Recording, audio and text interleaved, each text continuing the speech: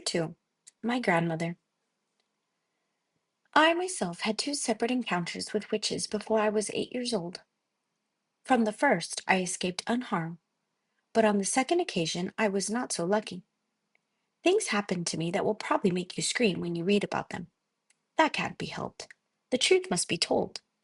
The fact that I am still here and able to speak to you, however peculiar I may look, is due entirely to my wonderful grandmother. My grandmother was Norwegian. The Norwegians know all about witches, for Norway, with its black forests and icy mountains, is where the first witches came from. My father and my mother were also Norwegian, but because my father had a business in England, and I had been born there and had lived there and had started going to an English school. Twice a year at Christmas and in the summer, we went back to Norway to visit my grandmother. This old lady, as far as I could gather, was just about the only surviving relative we had on either side of our family. She was my mother's mother, and I absolutely adored her.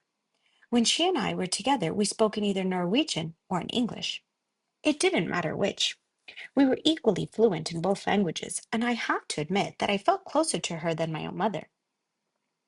Soon after my seventh birthday, my parents took me, as usual, to spend Christmas with my grandmother in Norway, and it was over there while my father and mother and I were driving in icy weather just north of Oslo that our car skidded off the road and went tumbling down into a rocky ravine. My parents were killed. I was firmly strapped into the back seat and received only a cut on the forehead. I won't go into the horrors of that terrible afternoon. I still get the shivers when I think about it. I finished up, of course, back in my grandmother's house with her arms around me tight and both of us crying the whole night long. What are we going to do now? I asked her through the tears. You will stay here with me, she said, and I will look after you.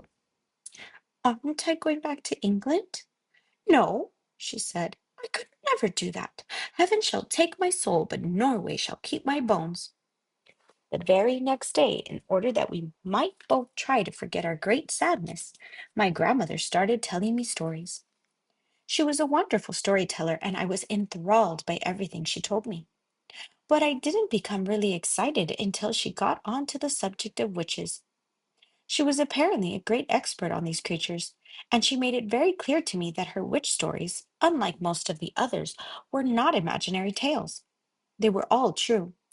They were the gospel truth. They were history. Everything she was telling me about witches had actually happened, and I had better believe it. What was worse, what was far, far worse, was that witches were still with us. They were all around us, and I had better believe that too. Are you really being truthful, Grandmama? Really and truly truthful? My darling, she said, you won't last long in this world if you don't know how to spot a witch when you see one. But you told me that witches look like ordinary women, Grandmama, so how can I spot them? You must listen to me, my grandmother said. You must remember everything I tell you. After that, all you can do is cross your heart and pray to heaven and hope for the best. We were in the big living room of her house in Oslo, and I was ready for bed. The curtains were never drawn in that house, and through the windows I could see huge snowflakes falling slowly onto an outside world that was as black as tar. My grandmother was tremendously old and wrinkled, with a massive wide body which was smothered in gray lace. She sat there majestic in her armchair, filling every inch of it. Not even a mouse could have squeezed in to sit beside her. I, myself, just 7 years old, was crouched on the floor at her feet, wearing pajamas, dressing gown, and slippers. You swear you aren't pulling my leg? I kept saying to her. You swear you aren't just pretending? Listen, she said. I have known no less than 5 children who have simply vanished off the face of this earth, never to be seen again. The witches took them. I still think you're just trying to frighten me, I said. I am trying to make sure you don't go the same way, she said. I love you, and I want you to stay with me. Tell me about the children who disappeared, I said. My grandmother was the only grandmother I ever met who smoked cigars. She lit one now, a long black cigar that smelt of burning rubber. The first child I knew who disappeared, she said, was called Rangold Hansen. Rangold was about 8 at the time, and she was playing with her little sister on the lawn. Their mother, who was baking bread in the kitchen, came outside for a breath of air. "Where's Wrangle?" she asked. "She went away with the tall lady," the little sister said. "What tall lady?" the mother said. "The tall lady in white gloves," the little sister said. "She took Wrangle by the hand and led her away." No one, my grandmother said, ever saw Wrangle again. "Did they search for her?" I asked. "They searched for miles around. Everyone in the town helped, but they never found her." "What happened to the other four children?" I asked. "They vanished just as Wrangle did." "How, Grandmama? How did they vanish?" "In every case, a strange lady was seen outside the house just before it happened."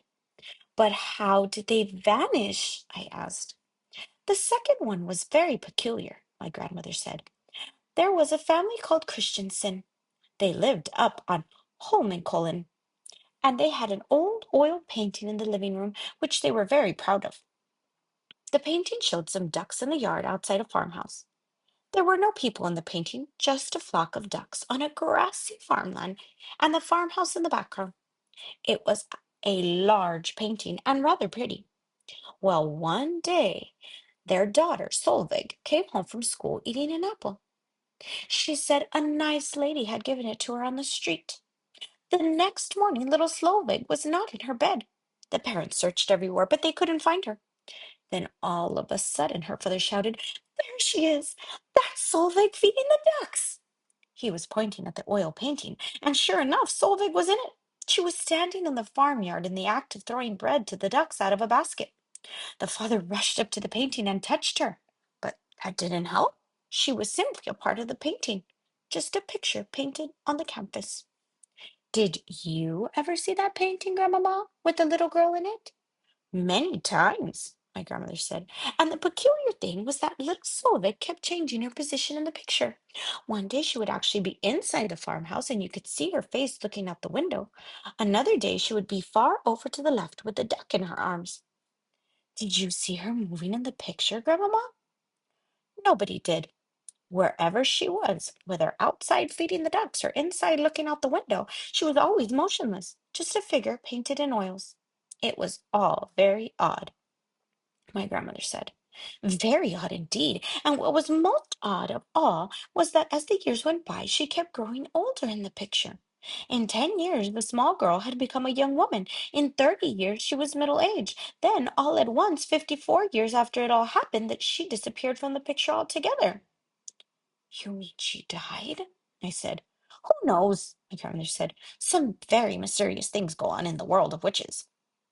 "That's two you've told me about," I said. "What happened to the third one?" "The third one was little Bridget Svensson," my grandmother said. "She lived just across the road from us.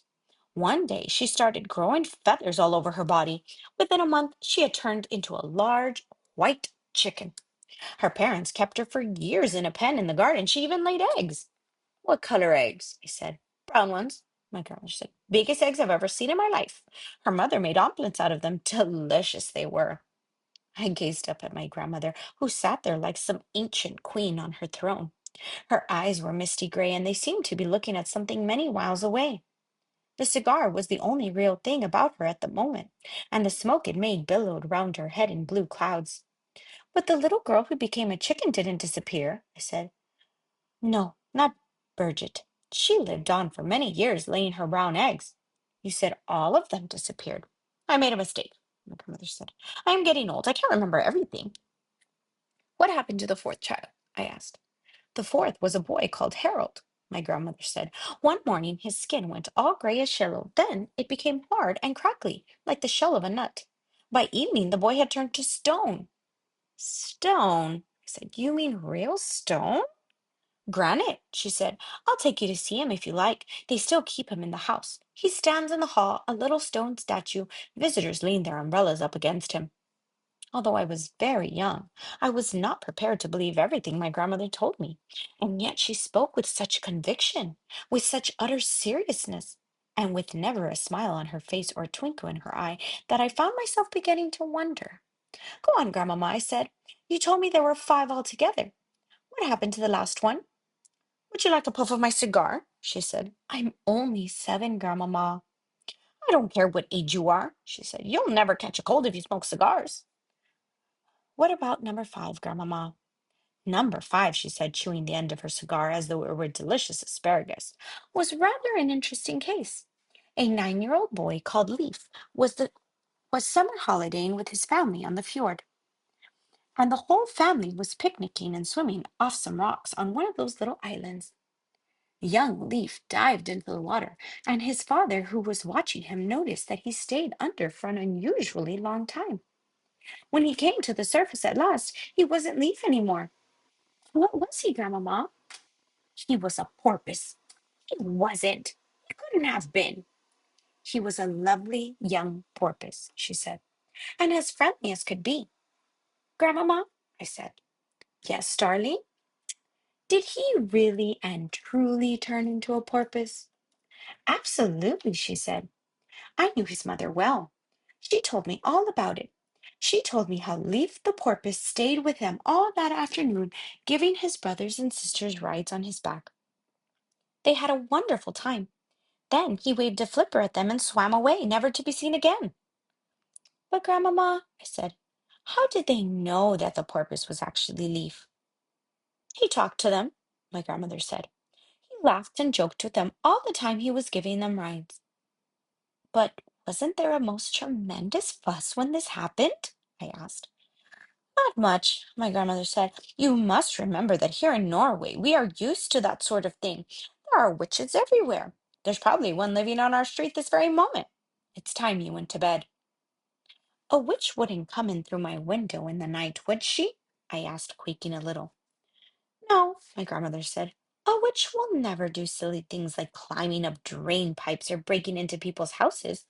You'll be quite safe in your bed. Come along. I'll tuck you in.